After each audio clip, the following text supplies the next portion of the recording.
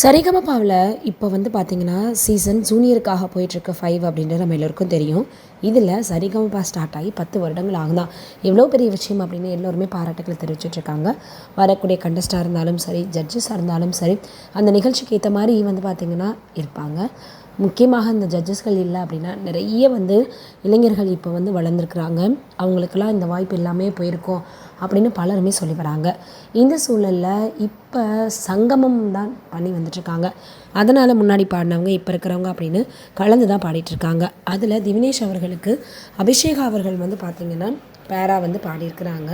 இருவரும் இணைந்து பாடும்பொழுது சொல்லவா வேணும், பயங்கரமாக இருந்துச்சு அப்படின்னு ஜட்ஜஸ்லேருந்து பார்க்கக்கூடிய எல்லோருமே இந்த வாரத்தில் பேசியிருக்காங்க. அதோடு மட்டும் இல்லாமல் நாலு ஆக வந்து அபிஷேகாவினுடைய பெர்ஃபார்மன்ஸ் பயங்கரமாக இருக்குது அப்படின்னு எல்லோரும் சொல்லி வந்துட்டுருக்காங்க. 2 பேருமே ஒரே பீட்டில் வந்து பார்த்திங்கன்னா மூச்சே விடாமல் பாடியிருக்காங்க. அதை தான் இப்போ ப்ரொமோவாக வெளியிட்ருக்காங்க. அதை பார்த்துட்டு எல்லோருமே என்ன இது, அடுத்து என்ன ரவுண்டு அப்படின்னு ரொம்பவே ஆர்வத்தோடு கேட்க ஆரம்பிச்சிருக்காங்க. இந்த சூழலில் இப்போ வந்து பார்த்திங்கன்னா என்ன இருக்குன்னா, அபிஷேகா வந்து திவினேஷையே தூக்கி சாப்பிடக்கூடிய அளவுக்கு பாடுறாங்கப்பா அப்படின்ற செய்தி தான் இப்போ சமூக வலைதளங்களில் வெளியாகி இருக்குது. அபிஷேகா ஆரம்பத்திலேருந்தே ஒரு கோல்டன் பர்ஃபார்மன்ஸ் வாங்கக்கூடிய ஒரு பர்ஃபார்மர், கண்டஸ்டன்ட் அப்படின்னு நம்ம எல்லோருக்குமே தெரியும்.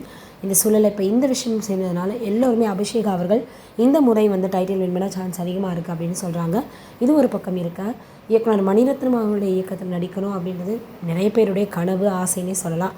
அப்படி தான் தனுஷ் அவர்களை ஒரு காதல் கதையோட சாய் பல்லவியை ஹீரோயினாக வச்சுட்டு இப்போது தனுஷ் அவர்கள்கிட்ட பேசினப்போ என்ன சொல்லியிருக்காரு அப்படின்னா முடியாதுன்னு சொல்லிட்டாராம்.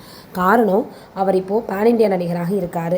தெலுங்கில் எல்லா மொழிகள்லையுமே அவருக்கு ரசிகர்கள் இருக்காங்க அப்படின்னு நம்ம எல்லாருக்குமே தெரியும். இந்த சூழலில் என்ன இருக்குன்னா, அதிகமாக இவருக்கு சம்பளம் வந்து வேணும் அப்படின்னு வந்து ஹைக் பண்ணியிருக்காரு. ஆனால் அவங்களால அந்தளவு கொடுக்க முடியல அப்படின்ற காரணத்தினால அந்த படத்துலேருந்து இப்போ விலகியிருக்காரு தனுஷ் அவர்கள் அப்படின்ற செய்திகள் வெளியாகி இருக்குது.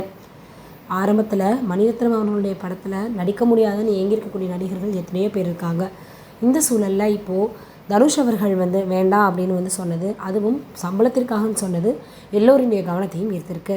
நீங்கள் என்ன நினைக்கிறீங்கன்னு கமெண்ட்டில் சொல்லுங்கள்.